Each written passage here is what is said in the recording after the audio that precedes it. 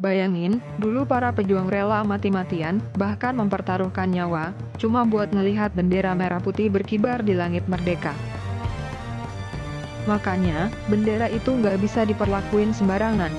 Kalau ada orang yang sengaja merusak, membakar, atau melecehkan bendera, itu bukan cuma nyakitin perasaan rakyat Indonesia, tapi juga melanggar hukum.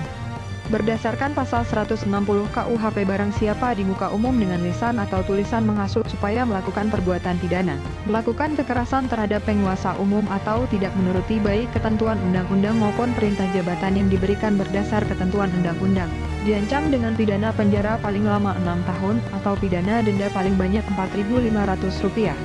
Pasal 66 UU Nomor 24 Tahun 2009, setiap orang yang merusak, merobek, menginjak-injak, membakar, atau melakukan perbuatan lain dengan maksud menodai, menghina, atau merendahkan kehormatan bendera negara dipidana dengan pidana penjara paling lama 5 tahun atau denda paling banyak Rp500.000.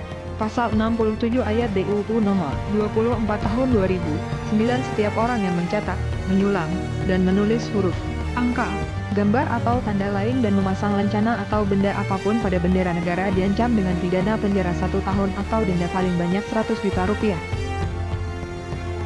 Kita boleh beda pendapat, tapi jangan sampai nginjak harga diri bangsa.